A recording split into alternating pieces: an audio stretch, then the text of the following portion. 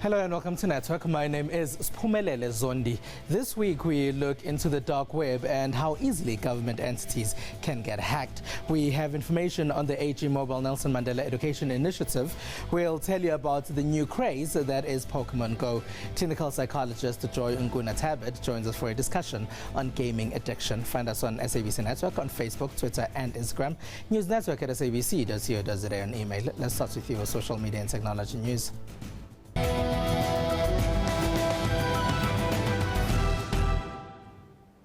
A hacktivist group by the name of OP Africa breached into South Africa's arms suppliers Armsco website and left the information in the deep web for all that can access it to see.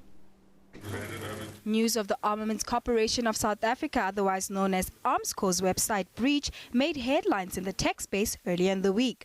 The Arms Procurement Agency of the South African Department of Defense website was hacked into by hacktivists claiming to be linked to the anonymous group.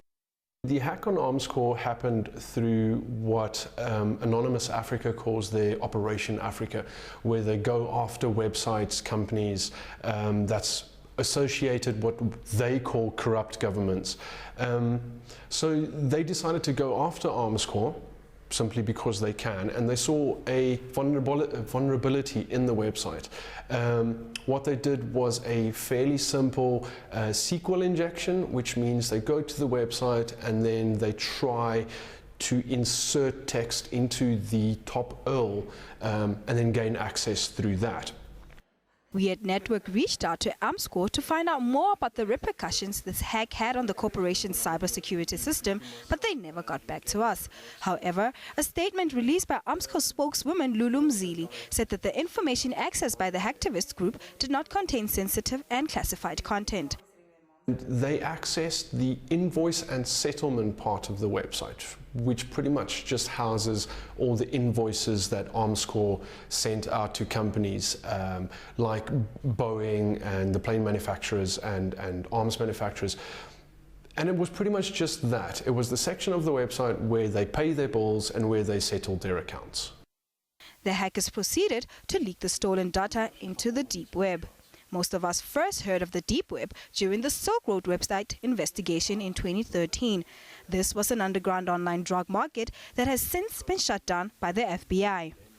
The deep web consists of 3 layers, 4 layers, depending on who you ask. But the deep web, let's start at the top. Think of it as an iceberg. The surface web, everything that you see is what you can access through Google. So that's the information that is available to everybody. That's the surface web. Then underneath that is a layer of internet websites that are not indexed by Google. So that means you can search for it on Google, but you're not going to find that result. That happens for various reasons. Either websites decide not to be searchable through Google, or they just don't want to be in the public domain. The thing about the deep web is that it's not all bad. There's a lot of people that are saying, oh, you know, there's criminals on there. But the thing that people don't realize, the deep web, any website that's behind a paywall is hosted in the deep web. Any website where you need to log in is in the deep web. Say, Facebook is maybe a bad example, but because you need to log into Facebook, a part of that is in the deep web because you can't search to gain access to your profile. It's not going to be. So it's not all bad. So that is the deep web. It's websites that are not indexed by Google. Underneath that, that's where the bad things start, because that's when you get the dark web. And it's called the dark web for a reason, because you need special software. The dark web is, for the lack of a better term, the darker part of the deep web. That is where you need special software like the Tor browser, and there's a number of them as well, to access those websites, because not only are they not indexed by Google, they are incredibly difficult to access in the deep web itself. That's why you need special browsers. It kind of looks like Google's Chrome browser. But the most significant thing about that is it uses a different address as well. It uses a bunch of numbers and letters, and it usually ends in a .onion.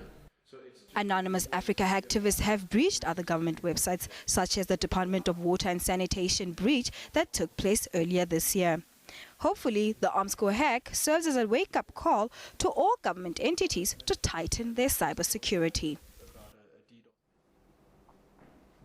All right. Earlier in the week, we went to the AG Mobile initiative launch that took place with the Nelson Mandela in Soweto.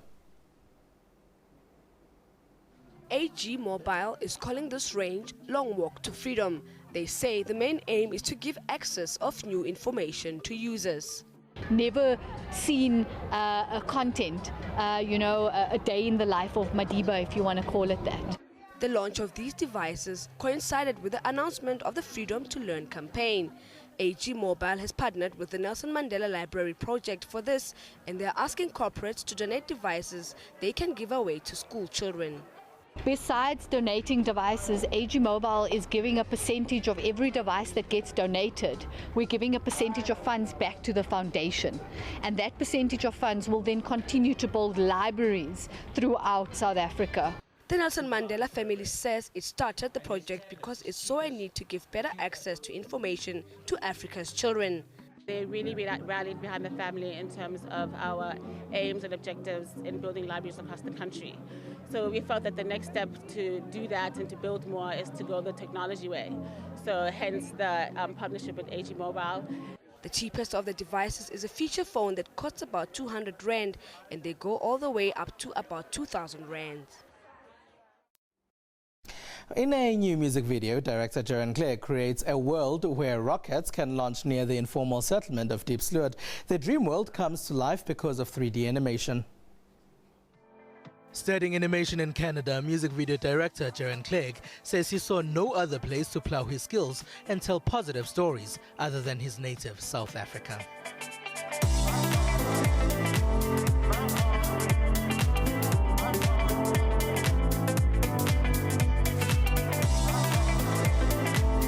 He's just completed his first music video for his father, Johnny Clegg's Take My Heart Away. Using technology and 3D animation, Jaron created an emergent world and a positive story that juxtaposes a life of poverty in an informal settlement with science. Here, a rocket takes off from the informal settlement of Diepsloot. The only way I was able to do that was basically from being able, having learned 3D animation and all of the different software packages of the past 8 years. I started when I was 13. I started learning kind of CGI modeling and rigging and animation when I was about 13. So it's been, without having that past experience, I wouldn't have been able to kind of do this project. Because of the short time he had, he says the process of fusing the real world with his 3D animation wasn't an easy one. Jaron used a mix of software when he was making the music video. For compositing, I used Nuke, and for the matte paintings that I made basically made the Space Center, the matte painting of the Space Center. I used Photoshop, KeyShot, and basically also Maya. Clegg now wants to use his animation skills in films that tell fantasy stories with positive South African characters.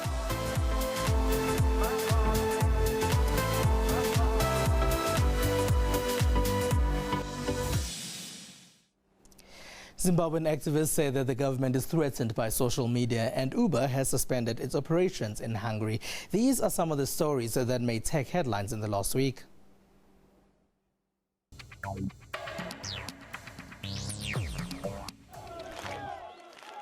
Zimbabwean activists are worried that the government is beginning to intimidate social media activists. This is after the arrest of Pastor Evan Mawarire, who was charged with attempting to overthrow the state after his social media calls for people to protest. The citizens seem to have found a voice through social media, and because the preoccupation of the regime of the day is the retention of power, they do see social media as a threat to power. Therefore, the issuance of a serious threat by the regulatory authority, POTRAS, to companies and also extending it to individuals is meant to clamp down on social media activity. The country's telecommunications has also warned people who it believes are misusing social media. Now off we go to Cameroon. Cameroonian entrepreneur Matteo Ongwene has introduced a new way for local tourists to enjoy the site. In Eboloa, a town in southern Cameroon, drones are being used to capture new aerial footage of some of the landmarks and attractions. Bon, mon usage au niveau des drones, c'est principalement de la cartographie. My use of the drones is mainly to take images of different parts of the city. Of course, also use it to highlight some of the best tourist sites, because seen from above, some of the sites have an even bigger impact on people. But the ease and availability of drones has some experts concerned, as Cameroon, like many other countries, has yet to introduce comprehensive laws to monitor the use of commercial drones. Now heading over to Central Europe. Ride-hailing service Uber suspends operations in Hungary following the introduction of government legislation aimed at curbing the use of the service. We will be suspending UberX in Budapest, effective on July 24th. We're certainly saddened to be making this announcement and have labored over this decision over the last several weeks and months. But unfortunately, the logic of legislative developments that have unfolded in Hungary over the last 18 months has led us to this difficult decision.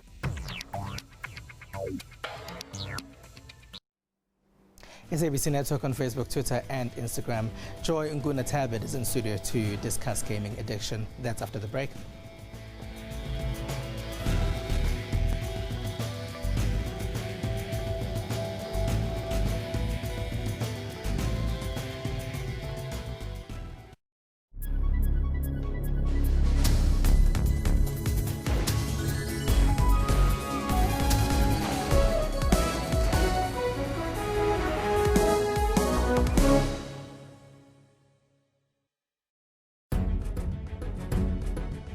Did you go to heaven? Kelvin is the one who created all this. What are you fighting over? Us? If there is 10 million in my account, it will be in the front page the next day. Do you have 10 million? Oh, Jesus, hold my hand. Hallelujah. It's happening right here on Question Time today. Monday to Thursday at 5:30 p.m. on the SABC News Channel. In Bupilong, we celebrate those who take strides doing good and changing the world. I really think that education has to be revisited, and it's an integral part of teaching young people skills of the future. There's always light at the end of the tunnel. I think that the treatment should be made available, actually, because it's costly. Growth hormones are very costly. Where there is a challenge, we bring hope. I'm alive.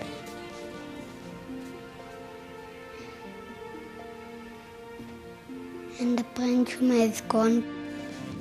Join your host Buleng Mulabati every Friday at 17:30 for more uplifting stories.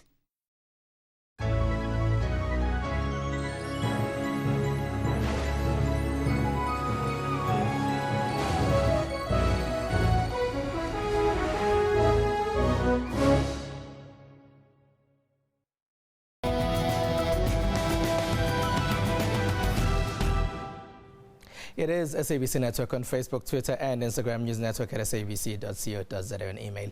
Now, in the 1990s, there was a popular Japanese anime TV series called Pokemon.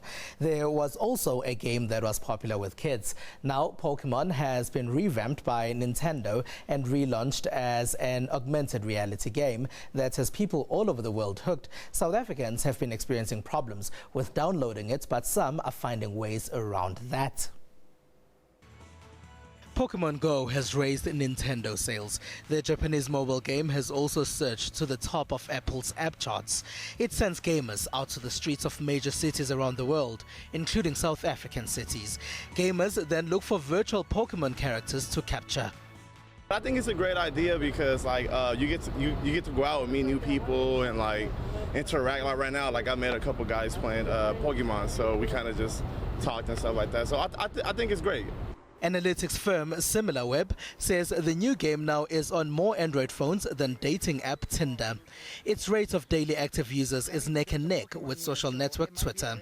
Even Pokemon gift and accessory stores are doing well.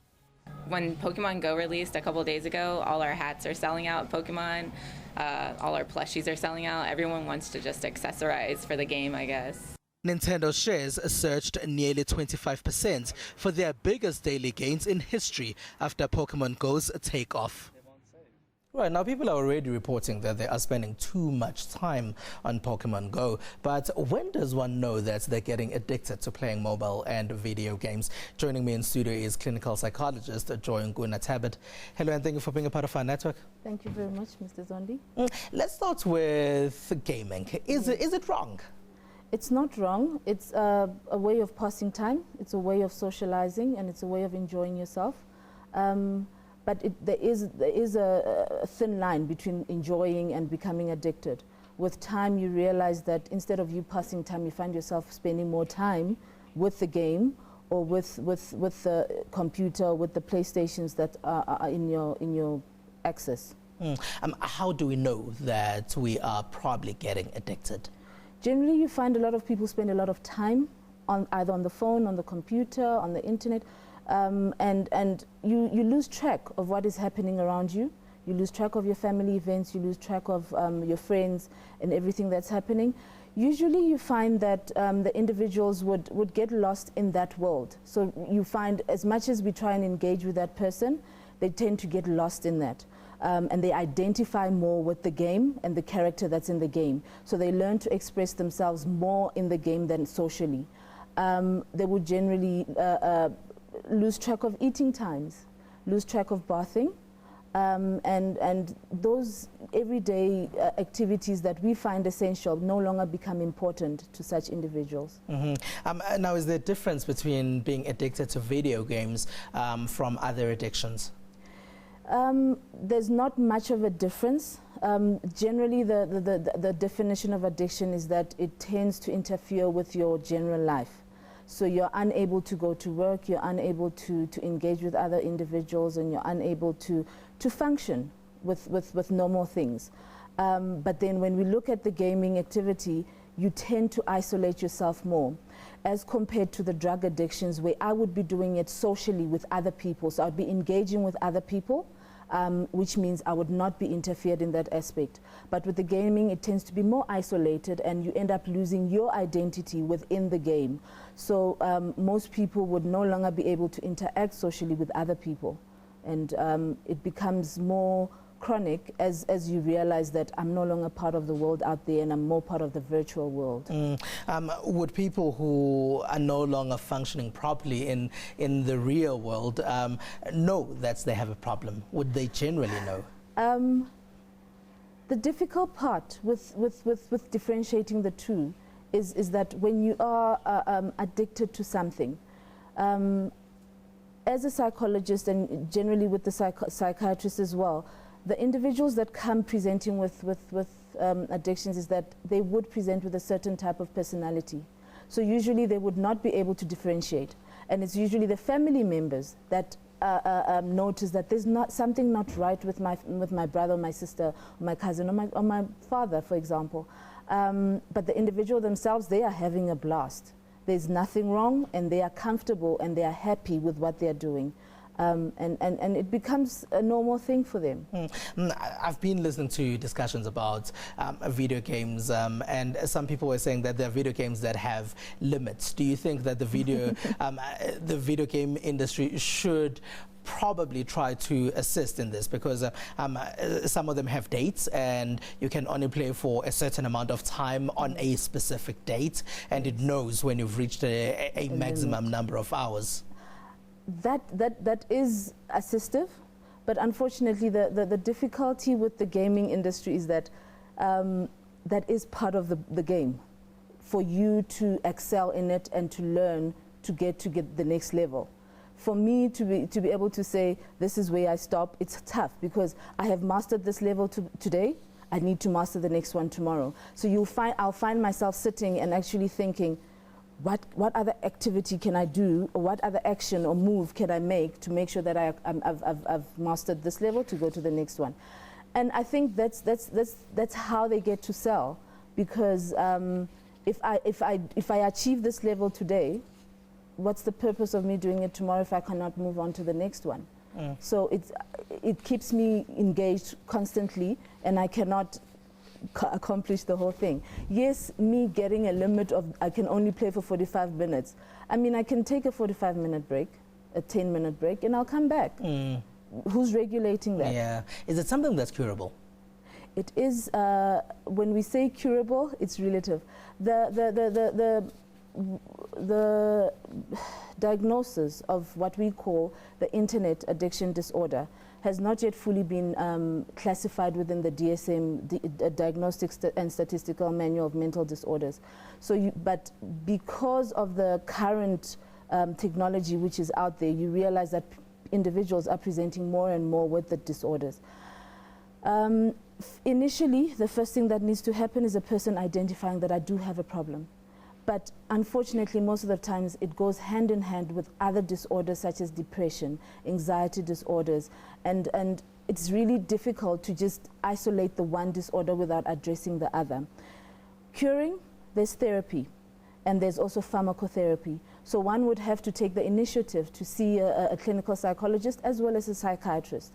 I'm aware of one clinic in South Africa, the Three Rivers Clinic, and they are quite passionate about addictions, and recently they've also branched out into gaming addiction. All right, Joy Nkuna Tabit, rather. Thank you very much for being a part of our network tonight. Thank you. All right. Now, this week we caught up with Dare. He is a musician from Nigeria, and he told us what his favorite piece of technology is. Woke up one Sunday morning, told my daddy I'm leaving home. I'm going off to the city tomorrow, even though I don't know where to go. Hey, how's it, South Africa? This is Dare from Nigeria. And yeah, what's my favorite piece of technology? It has to be a mobile phone. I mean, come on. Email, social media, you know, BlackBerry, WhatsApp, or like WhatsApp, like we call it, you know. Of course, you can surf the internet, SMS, phone calls. The possibilities are endless, so it has to be a mobile phone. Hello? Hello? I'll see you later. Hello? Forgive me, Father, but I gotta take a chance. I'm already gone.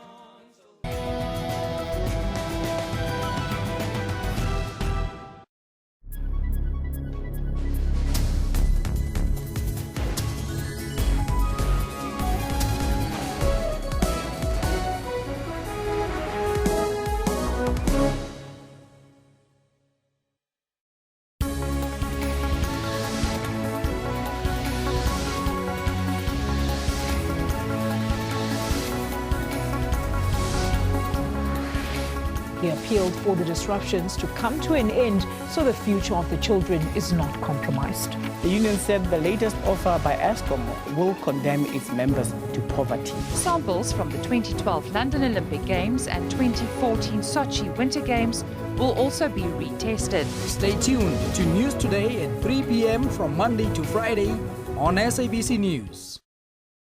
Certain choices in life lead us not to our destination. Prostitution will not. Everything that I used to do then, it was something that I never thought of, I never dreamed of. One bad choice in life led her to another. Most of my clients, they used to ask me a question, what am I doing in that industry? Because it does not suit me at all. Her demons haunted her until she changed her life. I used to pray that, Lord, if you can deliver me from these drugs, I promise you that I will serve you for the rest of my life. She has since found peace and is serving her community. We'll try by all means to spend time with all of our kids. Join your host, Buleng Mulabati, every Friday at 17:30.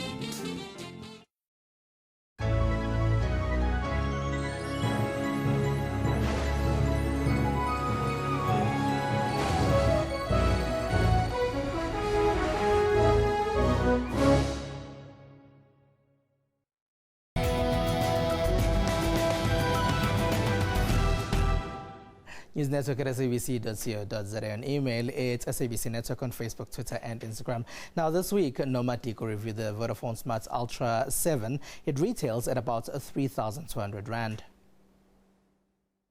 So for this week, I reviewed the Vodacom Smart Ultra 7 phone that just came out. The phone is beautiful, it's slick, and it's tiny. And it works just fine in terms of, your social media. You can do your Instagrams, you can do your WhatsApps, you can do your Facebook. It does everything that other smartphones on the market can do. And what I love about the phone for me is that it's durable. Compared to the ranges in the past, the phone is durable. I mean, I don't think they would expect the phone to have taken a tumble, which is what I did, and the phone was in my hand. And yes, I did break the hand, but the phone was still intact when I got to the bottom of the stairs. And in terms of the video and taking pictures with the phone also, it's perfectly fine. It does everything that other phones can do. The megapixel quality is amazing, and I would definitely recommend that if you wanted to switch up and look for something new, it's definitely worth the buy. Let's see what some people have been sharing on social media. The African passport has been trending all over the continent. It was launched in Kigali, Rwanda by the African Union. July 17 is World Emoji Day, so people from all over the world have been celebrating the little faces we send instead of typing words. In South Africa, some have been preoccupied with local celebrities who received awards at the Youth Spectacular. That's all we have for you. Find us on SABC Network on Facebook, Twitter and Instagram. News Network at sabc.co.za on email. As July 17 is World Emoji Day, we leave you with a video that celebrates new emojis added in 2016. From me and the rest of the network team, have a good one.